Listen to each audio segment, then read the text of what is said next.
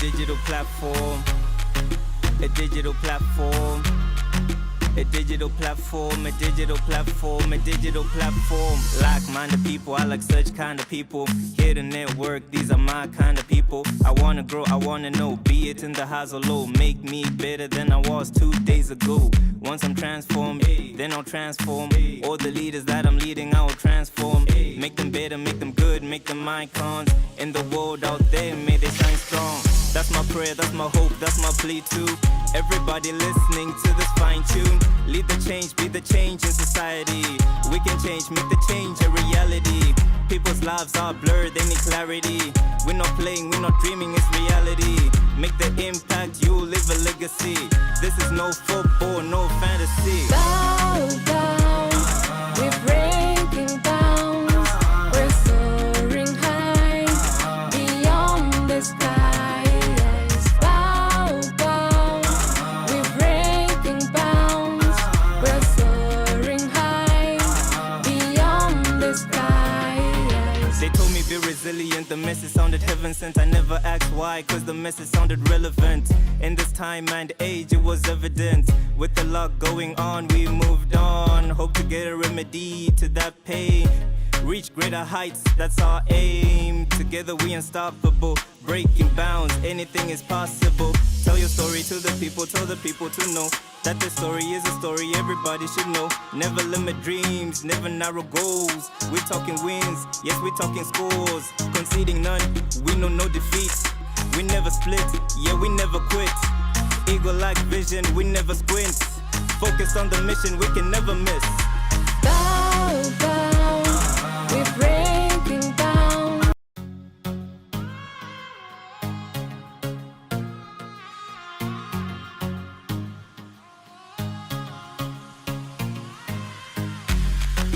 A digital platform, a digital platform, a digital platform, a digital platform, a digital platform. Like-minded people, I like such kind of people. Here to network, these are my kind of people. I wanna grow, I wanna know, be it in the highs or low. Make me better than I was 2 days ago. Once I'm transformed, then I'll transform.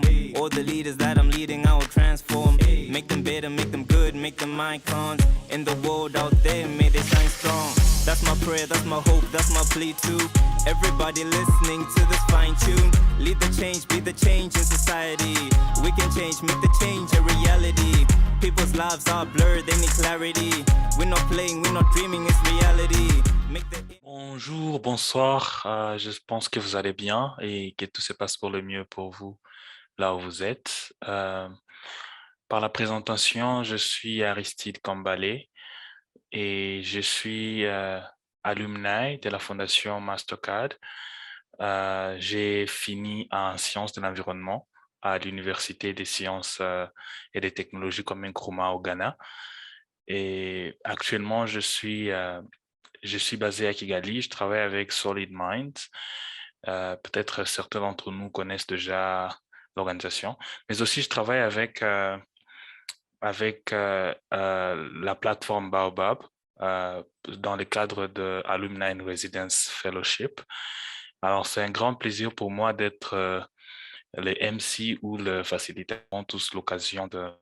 Alors, pour commencer, je ne sais pas si vous m'aidez toujours très bien. Apparemment, on a perdu Monsieur Aristide. Oh, yeah. Je suis de retour. Désolé, hein. Désolé, c'était une petite coupure. OK. Voilà, alors comme je disais, c'est un grand moment pour nous d'apprendre et on est en train d'apprendre tous les jours. Et donc, en attendant, pour commencer, je vais parler un peu de M. Sylvain. M. Sylvain, c'est un jeune homme et aussi quelqu'un de très engagé dans tout ce qui est mobilisation communautaire et tout. Il travaille beaucoup avec la jeunesse de la RDC, mais également de partout en Afrique où il a eu l'occasion de travailler, au fait. Alors, je ne vais pas beaucoup parler, comme je disais, par rapport à Sylvain. Il pourra s'introduire d'abord lui-même et on va continuer. Monsieur Sylvain? Voilà. Merci beaucoup, Aristide. Je vais essayer de laisser ma vidéo. Si la connexion ne va pas permettre, je vais pouvoir la fermer parce que c'est ça qui crée parfois des complications. Je suis très heureux d'être ici avec vous tous à ce soir. Pour chez nous, nous qui sommes de l'autre côté, il y a ceux qui sont les jours maintenant là. Et comme Aristide l'a dit, je suis Sylvain Obedi et je travaille plus avec les jeunes. Et je sais de faire un engagement pour faire en sorte que la voix des jeunes ici, des groupes marginalisés, soit aussi entendue et qu'ils aient leur place à la table de décision. Et donc, je travaille spécifiquement pour les droits des personnes vivant avec handicap. Je coordonne une organisation qui s'appelle Enable the Disabled Action, qui a censé la plupart des jeunes qui vivent avec handicap, avec l'objectif de parvenir à avoir une société congolaise inclusive où toutes les personnes sont appréciées à la juste valeur comme un membre égal de la communauté. Je vais un peu me limiter par là. J'espère qu'avec la discussion, on va avoir le temps de se découvrir et d'avoir plus de précisions sur le travail que nous faisons. Merci. Merci beaucoup, Sylvain, pour cette petite introduction. Alors, avant de continuer, c'est en tout cas un honneur pour moi de présenter la Fondation Mastercard d'abord, qui nous permet de continuer à travailler sur ce genre de thématiques, mais aussi la plateforme Baobab, spécifiquement à Monsieur Credo, qui continue à nous soutenir et à permettre à ce que nous puissions construire une communauté aussi inclusive que celle qu'on est en train de bâtir en fait ensemble. Alors, la thématique de la soirée, comme vous le savez déjà, c'est particulièrement la résilience face à la pression de la vie. Alors, juste pour donner les contextes, l'idée est d'abord de voir comment est-ce que nous travaillons et comment est-ce que nous naviguons différents problèmes dans la vie. Alors, si vous avez un jour été bénéficiaire d'une opportunité quelconque, ça peut être une bourse d'études, ça peut être un fellowship, ça peut être quelque chose seulement qui te met à un niveau un peu supérieur dans ta communauté. Vous allez comprendre donc avec moi que généralement, il y a une certaine forme de pression qui est posée sur nos épaules. Et la façon dont on gère ce genre de pression, c'est vraiment différent, dépendamment d'une personne à une autre, dépendamment aussi de nos backgrounds ou nos origines. Et voilà, c'est donc un peu ça le contexte. Et vous allez comprendre que ça va aussi nous amener de temps en temps dans une forme de dépression quand on échoue, par exemple. Alors, une fois, par exemple, vous avez à entreprendre quelque chose, une aventure quelconque, ça peut être une entreprise, par exemple, et que ceci échoue ou ça ne puisse pas aller au bout, vous sentez que vous avez vraiment, vous avez carrément loupé votre target et cela fait à ce que vous puissiez directement vous condamner vous-même d'abord et ça fait à ce que vous ne puissiez même pas encore essayer encore là dans l'avenir, ce qui permettrait à ce que vous puissiez réussir. Alors tout ça, mettons ensemble, ce sont des choses qui nous amènent dans des problèmes mentaux et aussi à faire à ce que nous ne puissions pas continuer comme on devrait normalement dans la vie et comprendre que les échecs des fois existent et ça peut toujours causer des problèmes. Alors, compte tenu de parler un peu de la résilience face à cette pression que auquel la vie nous soumet, quoi. Et donc, on pourra donc apprendre de temps en temps à partir des petites questions qu'on a prévues et on apprendra de l'expérience de Sylvain et je crois qu'on a encore perdu Aristide. Est-ce que vous êtes là? Est-ce que vous m'entendez, Monsieur Sylvain? Ah, ouais, moi je vous entends très bien. J'étais même en train d'écrire que c'est peut-être que nous pouvons couper les caméras. J'étais en train de dire à Aristide pour permettre la fluidité de la connexion. Je ne sais pas comment sa connexion apparemment a plus de problèmes. Yeah, la technique a ses caprices, on va devoir faire avec, pas de souci. Ok, voilà. Je vais juste prendre la relève et une fois qu'il revient, il pourra toujours continuer. Ok, je vois que Aristide est en train de parler sur comment est-ce que nous avons tous des défis que nous rencontrons dans différents stades de nos vies. Et la question qu'on aimerait vous poser pour commencer cette conversation serait de savoir quels sont les défis que vous avez rencontrés et les leçons que vous avez apprises par rapport à cela. C'est votre expérience personnelle, bien sûr, mais on aimerait savoir parce que c'est des expériences que nous apprenons et que nous n'avons pas à aller et à vivre ces mêmes expériences pour que nous puissions apprendre. Donc, l'entendre de vous peut nous permettre d'éviter certaines erreurs dans la vie et on aimerait savoir. Voilà, merci beaucoup pour cette question. La vie de l'homme sur la terre est constituée de beaucoup de moments, de réussites tout comme des échecs. Et très souvent, quand on est encore au début de sa vie, surtout de leadership, il y a assez de problèmes. Moi, les échecs, ils sont nombreux, mais je peux peut-être aller avec des exemples. Le premier échec où je me suis trouvé dans des situations où ça ne marchait pas, c'était quand je cherchais à intégrer, à postuler pour le programme de YALI. De YALI, je postulais, je crois, depuis 2018. Et je n'ai pas pu être sélectionné à 3 reprises. J'ai été sélectionné pour maintenant la 3e fois où j'ai appliqué en 2020. Alors, à ça, c'est parce que je voyais que cette formation était très importante pour moi et qu'elle me permettrait d'accéder à un réseau et aussi avoir des connaissances. C'est ce qui m'a permis de pouvoir continuer. Mais je me disais parfois qu'il fallait que je laisse parce qu'il y a ceux-là qui postulent une seule fois et qui sont pris et que moi, je puisse faire plus de 2 fois pour pouvoir être sélectionné. Les leçons que j'ai apprises, c'est que quand on a une chose, on compte sur quelque chose, il ne faut pas baisser les bras. Il faut faire en sorte qu'on apprenne de ces échecs et pour que prochainement on puisse s'améliorer. Ça, c'est quelque chose qui m'a vraiment tiqué et qui m'a permis d'apprendre à travers mes échecs. Un autre exemple, c'est quand, tout d'abord, ça remonte avec l'école, depuis l'école secondaire. Personnellement, je vis avec handicap et dans les contextes africains, l'éducation n'est pas accessible à tous ces enfants-là qui vivent avec handicap. Les problèmes commencent déjà au niveau de la famille, des discriminations, où la conception africaine de l'handicap vend l'incapacité. Je suis passé moi-même par ce genre de situations où on m'avait déjà dit que je ne pouvais pas faire l'école normale et que je devais directement aller dans un centre, un atelier de coupe-couture. Comme ça, de là, j'apprendrai à faire de la coupe-couture. Voilà. Alors, pour ma famille, mon éducation n'avait pas d'importance et que je ne pouvais pas devenir quelqu'un dans la vie, tu vois.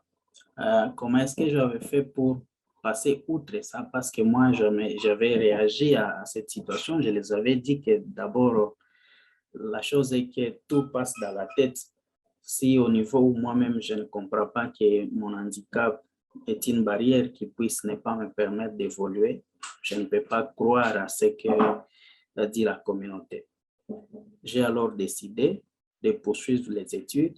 C'est sûr qu'en cours de ça, j'ai eu à accéder à plusieurs difficultés, notamment les questions d'accessibilité, les questions de discrimination à l'école, mais j'ai foncé quand même et aujourd'hui, je suis licencié en droit.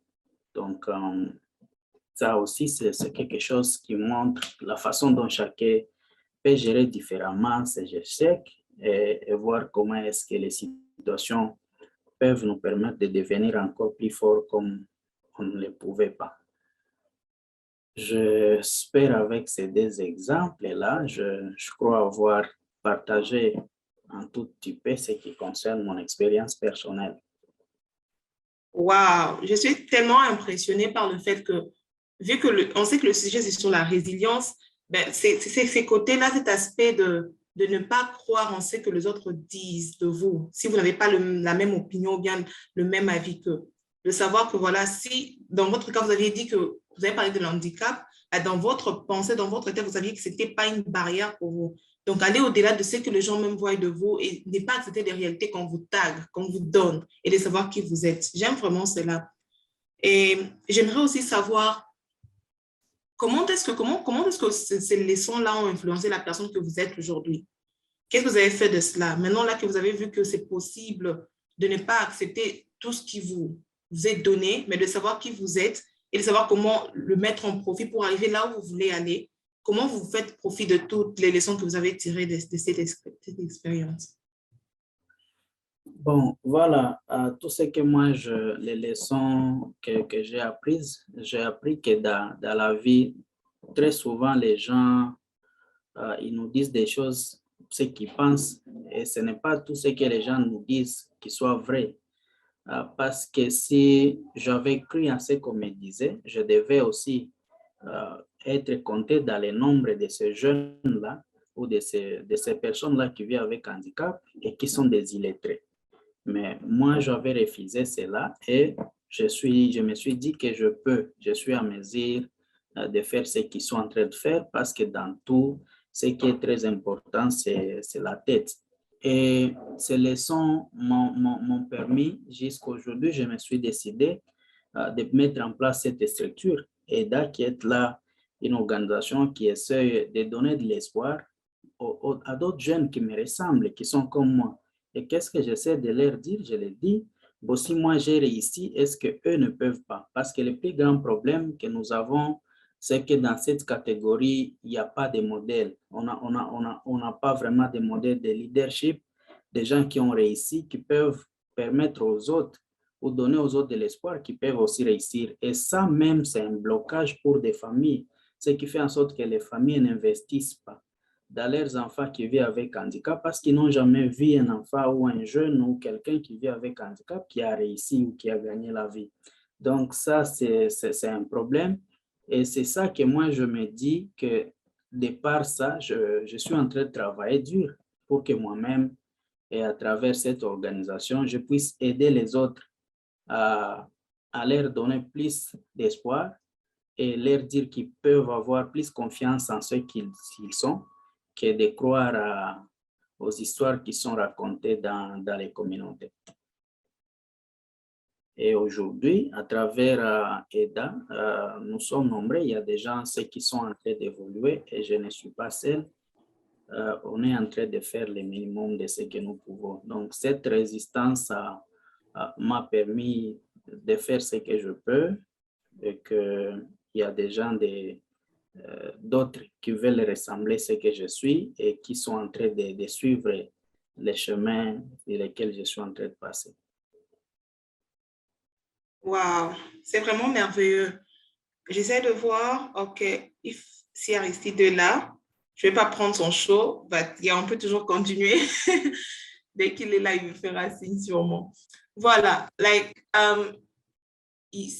crois que c'est vraiment une très bonne chose de ne pas seulement réussir dans un domaine et de le garder pour vous. Il y a une fois quelqu'un qui m'a dit qu'on mesure le succès, on mesure la réussite par rapport au fait que tu es en mesure de répliquer cela et d'aider les autres à devenir comme tu es ou de faire ce que tu as fait. Et je trouve que c'est déjà une très grande réussite, le fait que ce n'est pas seulement vous, mais vous le faites aussi avec les autres, ce qui montre que ce n'est pas un mythe, ce n'est pas juste une chance, c'est quelque chose qui peut être mesuré, qui peut être répliqué, que les autres peuvent aussi faire et ça rend notre communauté meilleure. C'est vraiment quelque chose à encourager et on est vraiment content pour vous. C'est une histoire on entend souvent des histoires, on voit souvent des choses autour de nous. Et comme vous aviez dit, que des fois, quand les parents n'ont pas des exemples sûrs, où ils peuvent voir une personne qui a réussi dans un tel domaine, des fois, ils doutent. Mais maintenant que vous êtes un exemple palpable, vivant et tout ça, c'est vraiment merveilleux. Et ça nous encourage également de savoir qu'on peut faire au-delà, on peut faire plus. Je suis vraiment très contente d'assumer le rôle d'Aristide pour entendre tout ceci et puis interagir avec vous. J'aimerais aussi savoir, OK, oui? Merci. Je vous en prie. Et ce que j'aurais juste ajouté, serait de savoir comment est-ce que vous qualifiez l'importance de demander de l'aide. Parce qu'on se dit qu'avec tout ce qui se passait autour de vous, les gens, ça parlait de partout. Comment est-ce que vous avez pu vous en sortir dans le sens où il y avait des gens à qui vous avez recouru pour qu'ils puissent vous encourager, pour qu'ils puissent vous aider à atteindre vos objectifs, malgré tout ce qui s'est passé autour de vous. Donc, comment vous allez qualifier l'importance de demander de l'aide et en quoi est-ce que cela vous a été bénéfique dans votre vie? Voilà, en fait, demander de l'aide est très, très important. Mais dans ma situation, ce qui m'a permis, c'est que l'aide qu'il faut demander, il faut toujours éviter que ça soit une aide qui va dans le sens matériel ou financier. Ça c'est d'abord quelque chose de très important.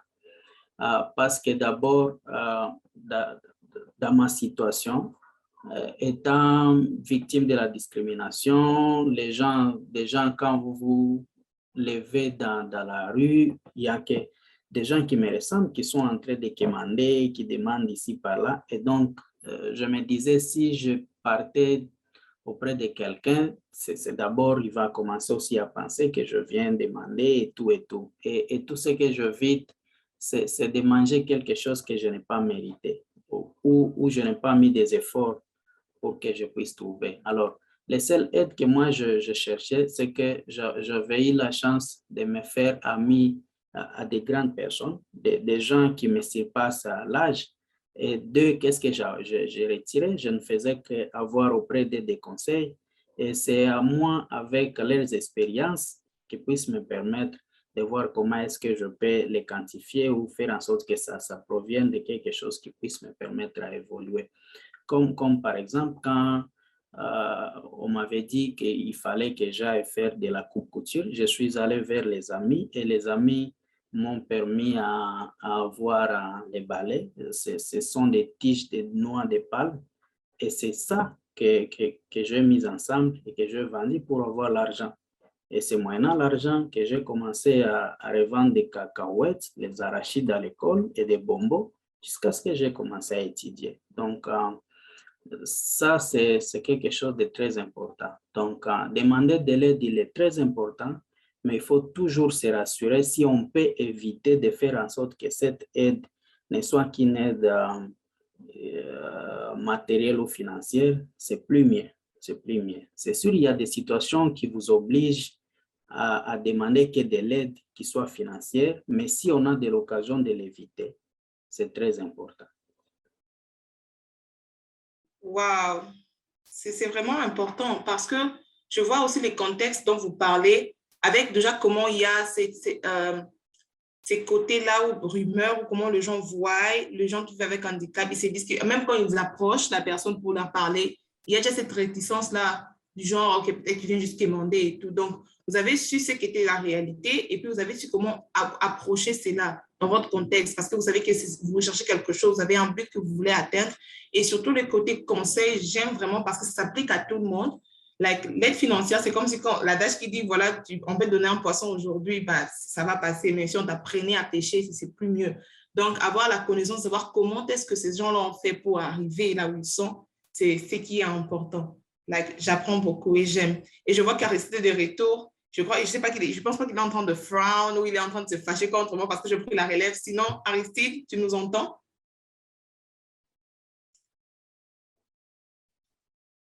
Aristide, tu es là? Je vois qu'il a toujours de petits soucis. OK, on va continuer. Ouais. D'accord, on va continuer. OK, yeah. Je suis curieuse de savoir, pour ceux qui sont là jusque-là, qu'est-ce que vous en pensez? Qu'est-ce que vous apprenez un peu avant qu'on ne continue? Parce qu'on ne veut pas juste que ce soit un dialogue et tout ça, on veut faire une conversation. Est-ce qu'il y a quelque chose qui vous a vraiment touché et une expérience que vous avez aussi rencontrée de similaire ou une expérience que vous voulez partager avec nous qui cadre avec exactement ce dont nous sommes en train de parler? J'aimerais savoir dans l'audience. Qu'est-ce que vous en pensez? Qu'est-ce que vous apprenez jusque-là? Je crois qu'il y a des gens qui sont courageux ici. Yeah. Allô? OK, bonsoir. Yeah. Bonsoir. Bonsoir à tous. Et j'ai beaucoup aimé la présentation de Monsieur Sylvain Et ça m'a beaucoup appris, surtout le fait qu'il a dit qu'il n'a pas attendu ce que les gens disent de lui. C'est vraiment un point capital si tu veux vraiment réussir dans la vie. Et je vais profiter de ça et lui poser une question. Et ne pas considérer ce que les gens disent de toi. Maintenant, et si toi-même tu as des idées qui qui ne vont pas dans le sens de la réussite, comment vous allez faire? Genre, ce n'est plus les autres qui parlent mal de vous, mais c'est vous-même qui avez des idées négatives. Des idées négatives. Comment vous pouvez gérer ça? Et à part ça, l'expérience que je voudrais partager, c'est lorsque j'étais en première année à l'université, je voulais faire le choix de spécialité. Donc, je doutais entre faire l'informatique ou les énergies renouvelables. Bon, ça n'a pas été facile, mais on m'a confié, on m'a confié à un psychologue qui m'a aidé et j'ai pu faire le bon choix. Merci beaucoup. Donc, j'attends la réponse à la question. Merci beaucoup à vous. Ok, merci beaucoup. Merci. Je vous remercie pour cette question. Bon, tout d'abord, moi, je suis quelqu'un de pessimiste. Au fait, j'ai toujours pensé d'une façon positive. Donc, il ne m'est jamais arrivé un jour où je puis avoir des pensées négatives sur une action que je compte mener. Donc, ça peut être peut-être ça ma force. Donc, je me dis, si je décide d'entreprendre une chose, je sais que j'aurai des difficultés, mais je vais aboutir par une très bonne solution. Donc, je vais réussir.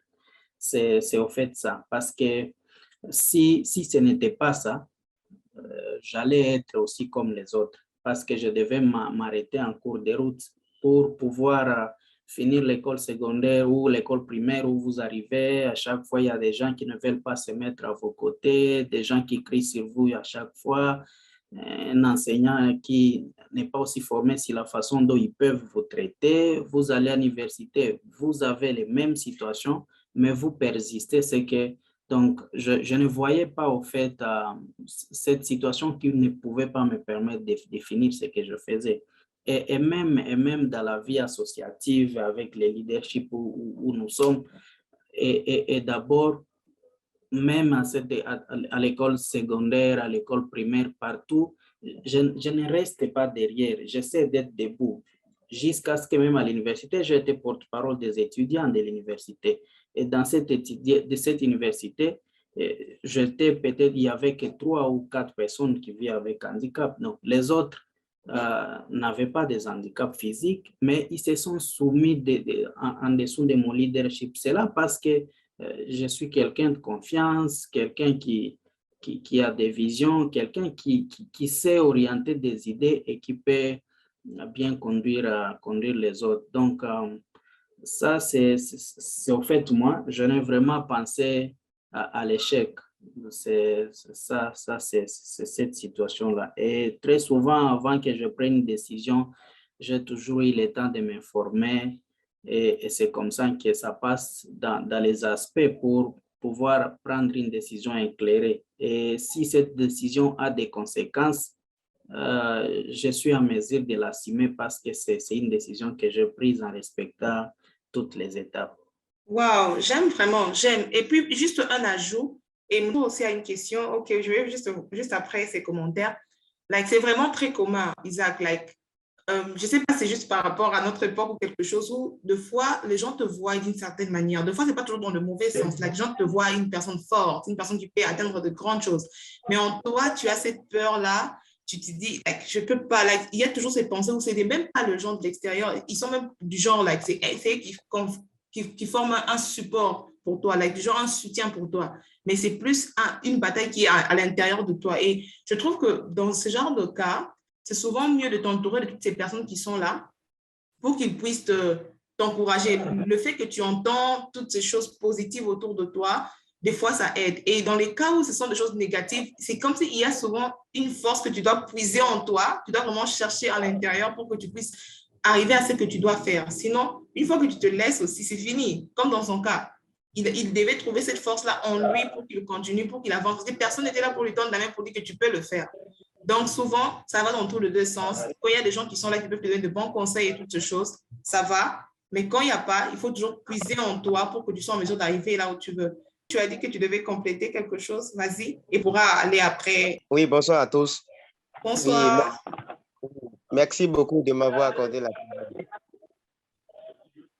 Bon, monsieur, il a dit beaucoup de choses et j'avoue que tout ce qu'il a dit, c'est réaliste et que je vais juste compléter. Je vais juste parler de moi, mon expérience. D'abord, et si on parle de la résilience, moi, je dirais que j'ai beaucoup d'histoires parlant de la résilience, ça, il faut l'avouer. Je me rappelais d'abord quand j'étais en cas de terminale, en cas de première, j'avais perdu mon papa et donc, j'ai même pas voulu recommencer la carte de terminale, quoi, puisque je n'ai pas un supporter de part et d'autre, quoi. Les membres de l'administration de mon école m'avaient conseillé, m'ont dit de faire ci, de faire ça. Bon, j'ai recommencé la carte de terminale. Malheureusement, j'ai compris le bac pour la première fois quand j'ai échoué au bac. Et les amis de mon alentour disaient, bon, tiens, tu n'as pas papa, tu n'as personne et tu te débrouilles. Pourquoi pas laisser le banc pour aller faire quelque chose rapidement et commencer par gagner ton avenir. J'avais le BPC dans la période, il y avait le concours, chez nous, il s'appelle concours DENI, où il faut passer pour devenir maître instituteur, en fait, pour commencer par enseigner dans les écoles primaires. Ils m'ont conseillé ça, ils m'ont dit ci, ils m'ont dit ça. J'ai dit non, je ne peux pas venir jusqu'en cas de terminale sans voir le bac et retourner en arrière. Il y avait les problèmes, les challenges de contribution et tout. Mais finalement, j'ai pu résister encore pour la seconde fois. J'ai repris la carte de terminale. Et pour cette fois-ci, j'ai eu mon bac avec une mention bien et qui m'a donné la chance d'intégrer le programme de bourse de la Mastercard. Même avant même d'intégrer le programme de bourse de la Mastercard, j'étais retenu par le gouvernement de mon pays. Et donc, j'étais dans l'emballas de faire le choix d'aller au niveau de la Mastercard ou bien de rester au niveau du gouvernement de mon pays. Mais quand je connais ce que je veux en réalité dans la vie, c'est pourquoi je vais appuyer ça. Soi-même, il faut savoir en réalité ce que tu veux dans la vie. Ce que tu cherches dans la vie, là, il faut avoir une vision claire de cela. Quand tu as une vision claire, quoi qu'en soit les conseils que les amis, les parents, s'ils te donnent, tu vas quand même trouver le juste milieu. Et il faut aussi avoir la confiance en soi pour les choix effectués. Je pense quand même bien que ça aide vraiment. Et la résilience, c'est un thème à vraiment développer, puisque tout un chacun de nous, s'il y a quelqu'un qui ne prend pas en fait, qui n'utilise pas la résilience en cas de difficulté, je ne pense vraiment pas qu'il peut résoudre les problèmes, puisque tout individu dans la vie, il doit prendre par ces étapes en réalité avant d'y parvenir à des objectifs dont il est question. Aujourd'hui, je me retrouve dans le programme de la Fondation Mastercard et je me réjouis bien. Aujourd'hui, par exemple, je suis avec vous. Si j'étais un boursier de l'État et j'étais de l'autre côté, est-ce que j'aurais la chance de faire cette réunion avec vous, par exemple? Impossible. Donc déjà, en fait, il faut avoir la confiance en toi et avoir une vision claire de tout. Je pense que la résilience aura sa place. Merci beaucoup. Wow, intéressant, wow. Monsieur Aristide est de retour, je n'aimerais pas prendre son show. Monsieur Aristide, c'est à vous. Et il y a Chamois qui a une question, donc vous allez prendre à partir de là et continuer. Et merci. Merci beaucoup. En tout cas, merci beaucoup pour les échanges d'expérience. C'est vraiment quelque chose d'émouvant. Personnellement, je suis ému parce que quand je vois aussi à mes propres expériences, je me dis, voilà, qu'est-ce qui se passe, tu vois. Mais non, tu arrives aussi à comprendre que, voilà, il y a des choses qui n'arrivent pas pour rien dans la vie. C'est carrément pour nous forger à des grandes personnes qu'on est censé devenir pour nos gouvernements, pour nos pays, pour nos communautés, nos familles et tout cela. En fait, je suis personnellement ému pour ça. Je crois il y a qui voulait dire un truc, mais je le trouve plus dans la réunion. Apparemment, il a un petit souci. En attendant qu'il revienne, on va peut-être procéder à la dernière discussion qui serait plus de savoir sur la question de l'intelligence émotionnelle. En fait, Monsieur Sylvain, comment est-ce que quelle est l'importance de l'intelligence émotionnelle dans tout ce qui est aventure dans le monde professionnel ou même dans le monde académique? Où est-ce que vous mettez la place de cela dans la vie de tous les jours, quoi? Alors, sur base de votre expérience, sur base de tout ce que vous avez à vivre, qu'est-ce que vous pouvez en dire par rapport à cela? Wow. Ça, en fait, c'est c'est quelque chose de très, de si un peu compliqué, hein, parce que l'émotion, la façon dont nous réagissons face au stress, la santé mentale en un mot, c'est quelque chose de très important et aussi que nous ne maîtrisons pas très souvent. Et il y a des fois, nous avons des réactions qui ne sont pas bonnes à la façon dont nous réagissons en des situations. Mais moi, la place de l'émotion, même dans la profession, que ce soit même à le niveau académique, c'est si ce sont des choses qu'on ne connaît pas. Ça, c'est quelque chose que moi, je dois avouer, c'est quelque chose que je ne connais pas. Mais très souvent, il y a des fois où je me trouve que déjà j'ai pris une décision face à une situation qui est venue sans pour autant savoir comment est-ce que je suis parvenu à la décision. C'est alors le facteur chance pour que la décision prise ou la réaction donnée à une situation soit une réaction positive face à la communauté avec laquelle nous vivons. Donc, c'est un peu ça. Et particulièrement, quelles seraient quelques formes de conseils, au fait, que tu peux donner à l'audience par rapport à comment s'apprendre à des situations de stress ou à des grands soucis qui peuvent nous arriver une fois on est en dépression et tout ça? Bon, moi, je pense que le premier conseil à donner, c'est de se rassurer que quand on est dans des situations de dépression, on a eu au moins quelqu'un à qui on peut parler, à qui on peut partager avec lequel sa situation. Et cette personne peut ou ne pas être un professionnel, ou peut ne pas être un psychologue, mais le fait déjà de parler à quelqu'un, ça diminue en fait les niveaux de traumatisme. Déjà, la personne pourra aussi en retour essayer un peu de vous partager son expérience, la façon dont il s'est aussi trouvé un jour dans une situation peut-être similaire, et il vous dira comment est-ce que lui, il a géré la situation. Et je pense ça aussi, ça peut aider. Une autre chose, c'est de ne pas agir directement quand on est face à la dépression. Donc, c'est essayer comment est-ce qu'on peut se maintenir. Et aussi, ce qui tient parfois, c'est de se rassurer que quand on est dans des situations de dépression, qu'on peut même prendre même un verre d'eau froide. Ça permet aussi de calmer l'émotion et que plus tard, vous pourrez maintenant voir quelle est la bonne façon, quelle est la façon dont vous pouvez affronter la situation. Merci beaucoup, en tout cas, M. Sylvain, pour ça. Honnêtement, je suis ému des expériences qu'on a tous. Et comme Credo était en train de le dire même dans les chats, personne d'autre ne peut parler de vos expériences mieux que vous. Et c'est toujours important de partager cela afin que les autres aussi puissent apprendre de ça et nous puissions tous grandir. En fait, il n'y a pas un expert en naviguant la vie, quoi. On apprend tous et on apprend des expériences des autres, mais également de nos expériences à nous. Ouais, alors, il y a monsieur, si vous voulez parler, qui voulait intervenir. Monsieur, vous pouvez y aller, s'il vous plaît. Bonjour, bonsoir, bon après-midi. Je suis tellement reconnaissant de cette session et c'est vraiment un plaisir de prendre part.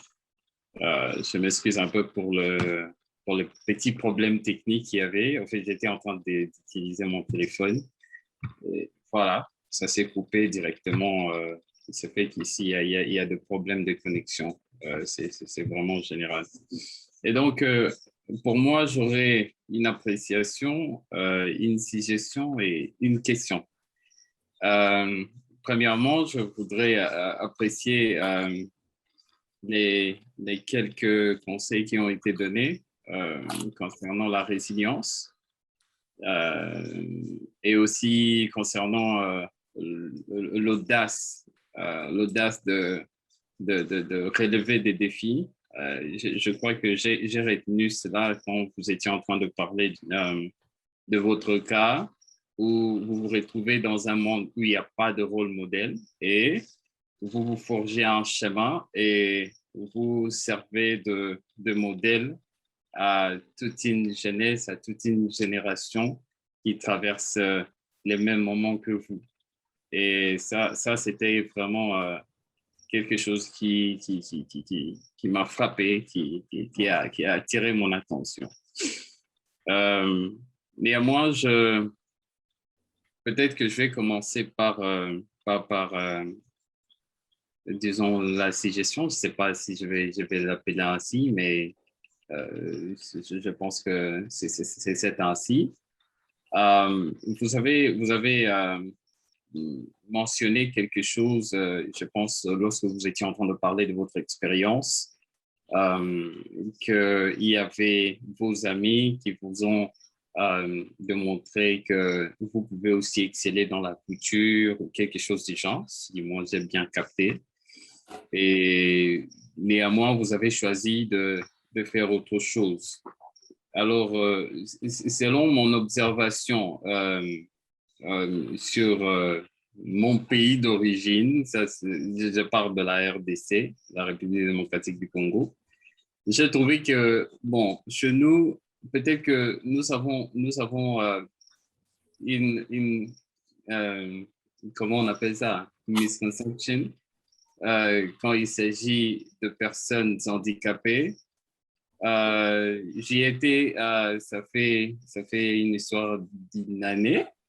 Et je me rappelle que quand j'étais en train de parler avec un ami qui est aussi dans votre état, lui aussi me parlait d'une initiative qu'il était en train de faire pour qu'il puisse créer une organisation et qu'il puisse recevoir des dons et des fonds et des choses pareilles.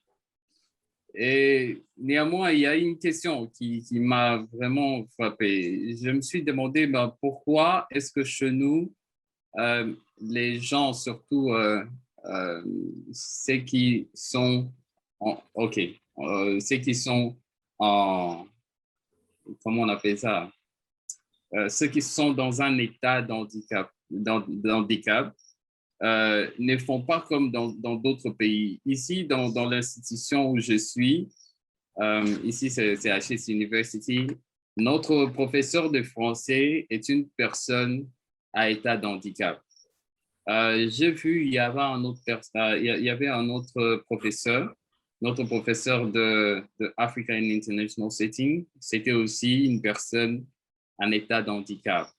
Et il y en a beaucoup comme ça, de professeurs, de gens qui ont de masters, de PhD, et so on, qui sont en état d'handicap. Alors, je me demandais pourquoi est-ce que chez nous, les personnes à état, en état, je m'excuse, en état d'handicap, n'ont pas cette initiative de continuer leurs études ou soit d'aller dans les STEM. Je crois bien que c'est un mot qui est utilisé aussi en français, le STEM. Je ne sais pas pourquoi il n'y a pas d'informaticiens, de programmeurs en état d'handicap, de marketeurs en état d'handicap, de consultants dans le domaine de project management ou quelque chose du genre en état d'handicap. Parce que ce sont des choses qui peuvent se faire en tenant considération de votre état de handicap sans que ça ne puisse vous causer de problèmes. Alors, je voudrais savoir pourquoi est-ce que chez nous, on n'a pas vraiment cette initiative-là. Et c'est quelque chose peut-être que vous pouvez prendre en considération lorsque vous avez des réunions avec cette jeunesse-là, parce que vous êtes déjà un leader dans ce domaine et vous pouvez avoir une discussion là-dessus. Alors, la question était de savoir, c'est la dernière chose en fait, que je vais faire. La question serait de savoir, pour le moment, comment est-ce que vous comptez léguer votre initiative à la génération nouvelle? Parce que je me rappelle dans notre cours de leadership, il nous avait été dit que le bon leader, ce n'est pas celui qui fait uniquement de l'impact, néanmoins, c'est celui qui prend sa personnalité et la donne à la génération future, de façon que les actions qu'il a faites peuvent être perpétrées par la génération future. Alors, je voudrais savoir comment est-ce que vous comptez léguer ce que vous avez, votre personnalité, vos actions à la génération future. Merci. Voilà, merci beaucoup. C'est très important comme nous avons tous les mêmes contextes et nous venons d'un seul pays. Je suis très heureux pour ça. Votre suggestion, c'est là où vous avez beaucoup parlé. J'espère que vous connaissez bien les contextes dans lesquels nous évoluons. Les tout, au fait, c'est les problèmes qui est là, c'est le problème d'abord de cette exclusion, tu vois. Vous pouvez me dire si, depuis que vous avez fini vos écoles, votre cursus, je ne sais pas, primaire, secondaire ici, mais témoignez si vous avez pu faire l'auditoire avec combien de jeunes ou d'enfants qui vivent avec handicap et comment est-ce que vous les traitiez, vous tous ensemble, s'il y avait quelqu'un qui était là. Donc, le problème commence dans la communauté. C'est dans la communauté, dans la famille où tout commence, où on pense que quelqu'un qui vit avec handicap n'a pas droit à l'éducation. Donc, je ne sais pas comment est-ce que quelqu'un qui n'a pas même pu faire même l'école primaire, parce qu'il y a, les gens s'inscrivent, les enfants en situation de handicap, ils s'inscrivent, mais ils ne sont pas retenus à l'école. Donc, ils peuvent commencer, mais il ne finira pas. Tu vois? Et ça, même au niveau de l'éducation élémentaire, à l'école primaire, première, deuxième, troisième, ça, c'est au fait ça les problèmes. Alors, c'est celui-là qui n'a même pas pu avoir son certificat. Comment est-ce qu'il pourra devenir, pourra aller dans les domaines jusqu'à être professeur et tout? J'aimerais vous dire ici que tout le monde a un rêve. Tout le monde a vraiment un rêve et tout le monde aimerait un jour vivre son rêve. Moi-même, si j'ai persisté, comme en train de répondre à cette question, j'ai évolué et cela ne veut pas dire que je ne devais pas accepter cette coupe-couture, mais ce n'était pas le faire d'une manière professionnelle. C'était juste aller dans un atelier et commencer à coudre. Pendant que je me voyais bien dans une autre situation, hein, dans un autre domaine. Et aussi, c'est lui qui me le proposait, si c'était dans la bonne manière. Mais il me le disait en me disant que c'était la seule chose où je pouvais exceller, donc qui dépendait de mes capacités. Et moi, je devais prouver le contraire parce que je ne me trouvais pas être seulement fait pour devenir un couturier, tu vois. Je pourrais devenir autre que ce qu'il a dit. Et aujourd'hui, je l'ai prouvé, je suis licencié en droit et je suis en train de poursuivre. Donc, pour vous dire, je rêve aussi un jour de devenir professeur et je n'arrête de le dire à Aristide, il connaît. En termes de ça, je crois qu'il y a eu des gens qui ont évolué. Je ne sais pas si vous connaissez Izipa à Kinshasa. C'est vraiment un institut supérieur qui a formé assez d'informaticiens et d'ingénieurs. Et l'initiateur de cette institution, c'est une personne vivant avec handicap. Elle est déjà morte, mais l'œuvre est là. Hein? Vous pouvez vous renseigner, vous verrez, Izipa, c'est vraiment une œuvre d'une personne vivant avec handicap. J'oublie son nom, mais il fit aussi un étude. Il a commencé par faire des réparations et puis il a fini par bâtir une université qui a comme spécialité de l'informatique seulement. Alors, léguer les actions et tout ce que j'essaie de faire à la communauté ou à la génération future. Bon, moi-même, je suis jeune et comme je l'ai dit, je ne travaille pas seul. Ce qui est sûr est que l'idée était venue et après que l'idée est venue, je suis allé à la rencontre des autres jeunes qui sont comme moi. Mais je ne me suis pas limité par là parce que l'objectif, c'est de s'assurer que nous sommes inclus, que nous participons. Et c'est comme ça que j'ai trouvé qu'il n'était pas normal de laisser l'organisation aux seules personnes qui vivent avec handicap visible. Parce que moi, je sais que tout le monde est au départ handicapé. La différence, c'est que moi, je peux avoir un handicap visible, mais vous pouvez avoir un handicap invisible. Vous ne pouvez pas manquer quelque chose que vous faites d'anormal et c'est cette chose-là qui est votre handicap. Alors, et c'est comme ça que quand je suis allé vers les autres, parce que moi, j'ai eu peut-être cette chance d'être instruit, et c'est comme ça que je les ai regroupés et nous sommes dans l'organisation. Et de là, à chaque fois qu'il y a des opportunités de formation et tout, on essaie de voir comment est-ce que nous tous, nous pouvons partager de l'expérience. Quand je suis en dehors de la RDC ou de l'Afrique, quand je reviens, j'essaie de partager ce que j'ai appris. Et il y a une autre initiative qui vient, j'essaie d'envoyer quelqu'un d'autre qui n'est pas moi. Et pour revenir sur les questions de suggestion, nous sommes en train de participer dans un programme qui s'appelle Youth Excel. C'est un programme de USAID qui essaie de former des jeunes pour, dans le cas de l'utilisation de la recherche axée sur la mise en œuvre.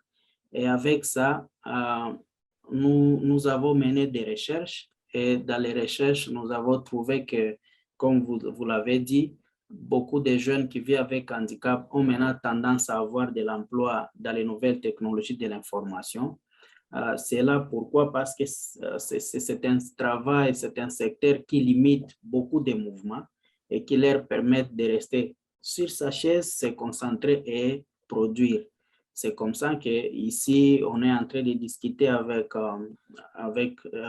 ces gens qui ont initié ces programmes, notamment cette Focamongang pour la RDC, de voir comment est-ce qu'ils peuvent créer des opportunités d'apprentissage pour ces jeunes et voir comment est-ce qu'ils peuvent intégrer ces secteurs-là.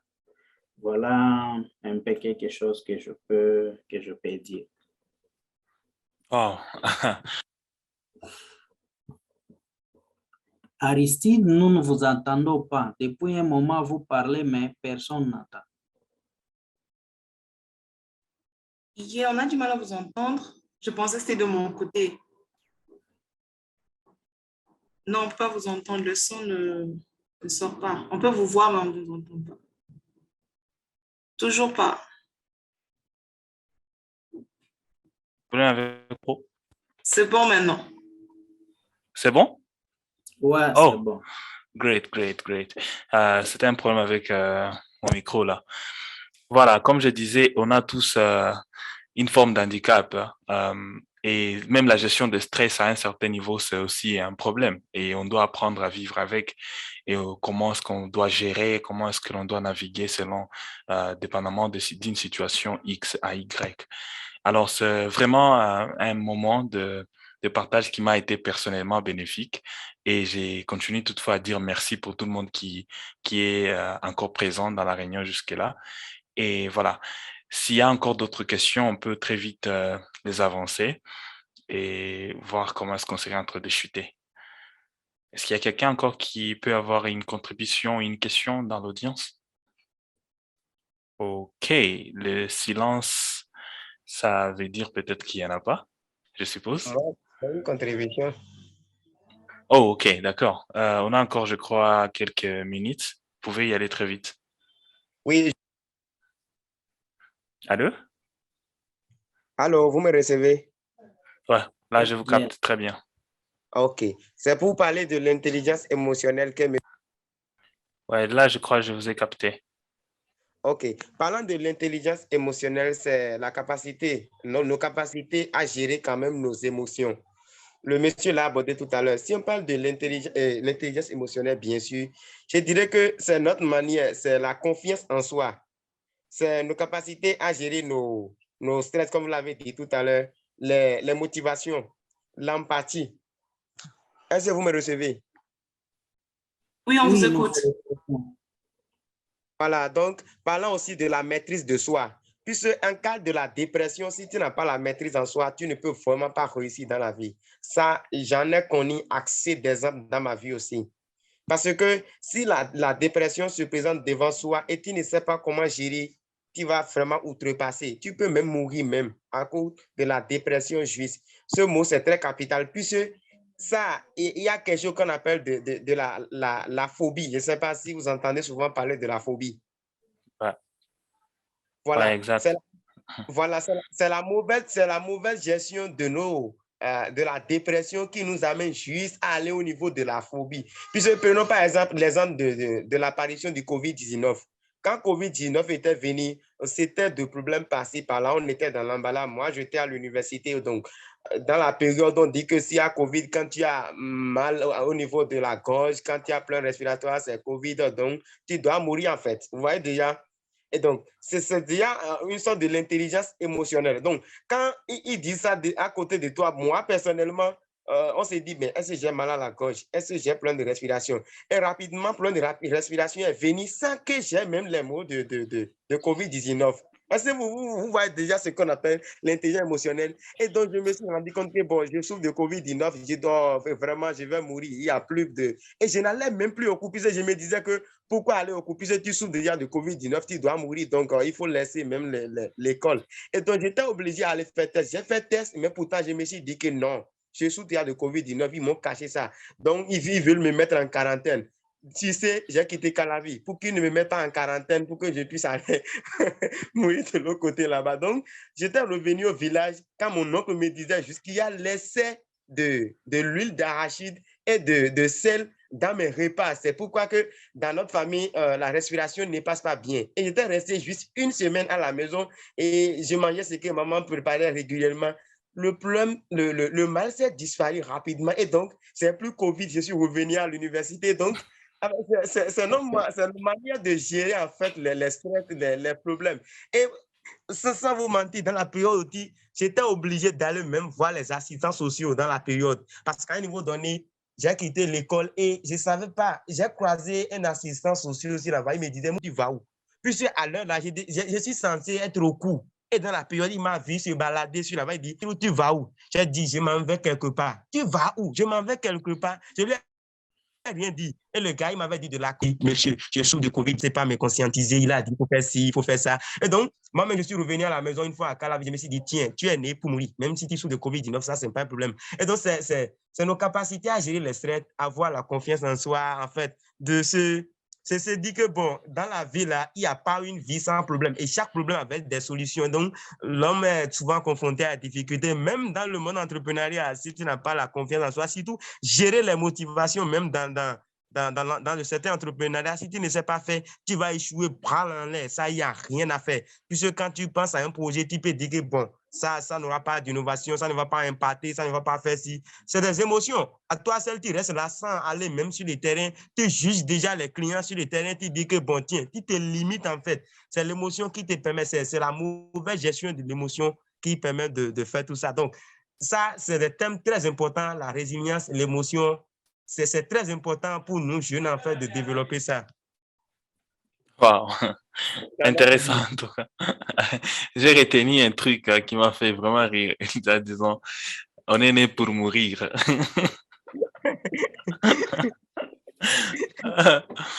Merci beaucoup en tout cas pour le partage.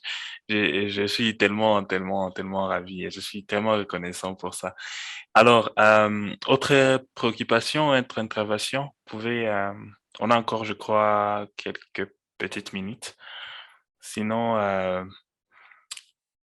d'accord, je prends le silence quand même pour qui est en train de me dire qu'il n'y a peut-être pas d'intervention à faire encore. Voilà. Quelque chose à dire? Je n'ai pas quelque chose à dire, mais je vous remercie pour votre présentation. D'accord, merci beaucoup, merci en tout cas. Peut-être Sylvain, vous pouvez avoir un petit mot avant qu'on puisse clôturer. Bon, en fait, je n'ai vraiment pas d'autre mot que les sentiments de satisfaction surtout que, vous savez, les discussions, des choses, quand on en parle, ça fait partie de la guérison. Tu vois, quand vous avez une situation et vous avez quelqu'un à qui le partager, c'est déjà une moitié de votre guérison. J'encourage Baobab à toujours continuer à donner des pouvoirs ou de la parole, parce que la parole, c'est le pouvoir, à des gens qui ont rarement l'occasion d'avoir l'occasion de s'exprimer. C'est très important. Peut-être c'est comme ça que nous pouvons continuer à lutter contre cette exclusion, les autonomisations, tout ce que nous vivons dans notre communauté. Si 2, 3 personnes, 5 en parlent, ça peut devenir le combat de tout le monde et arriver au moment où maintenant ça soit un engagement collectif, bien que ça a été un combat qui a commencé au niveau individuel. Merci. Merci beaucoup, Sylvain. Merci beaucoup aussi de votre temps aujourd'hui. J'espère qu'on sera toujours en contact et on sera en train de partager nos ressources aussi comme on peut. Alors, je tiens à remercier en tout cas tout le monde. Votre participation est vraiment capitale pour nous et toute l'équipe de Baobab, mais également de la Fondation Mastercard. Et aussi, juste vous annoncer au cas où vous n'êtes pas informé qu'on a une chaîne sur la plateforme Baobab, une chaîne de francophones. Vous pouvez joindre la chaîne. Il y a le lien déjà, je crois, dans les chats. Il y a Gracia qui a partagé cela. Vous pouvez joindre directement et se rassurer que nous sommes toujours à la une et on s'informe de tous les jours. Mais également, si vous n'êtes pas encore sur la plateforme, vous pouvez aussi vous inscrire. Il y a Gracia qui pourra partager peut-être sur email tous les liens nécessaires pour nous permettre de faire cela. Sinon, à part ça, je dis sincèrement merci pour votre participation et à très bientôt. Merci, bye bye. Merci, bye. Bye. Bye.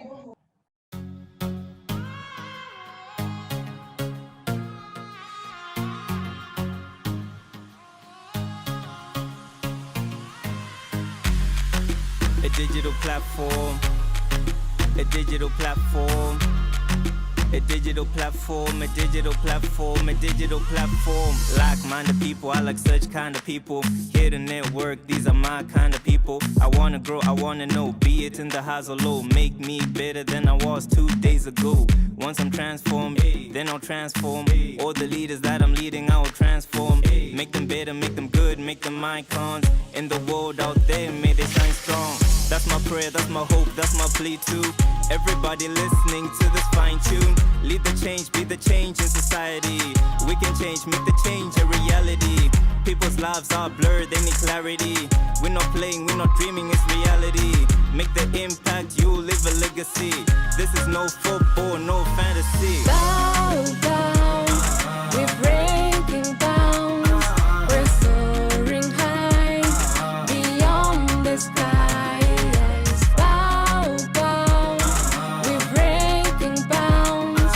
We're soaring high beyond the skies. They told me be resilient, the message sounded heaven sent. I never asked why, cause the message sounded relevant. In this time and age it was evident. With a lot going on we moved on. Hope to get a remedy to that pain.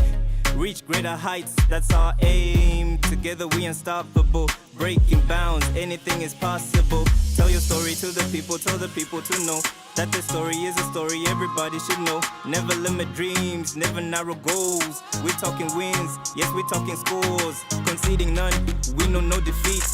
We never split, yeah we never quit. Eagle-like vision, we never squint. Focus on the mission, we can never miss.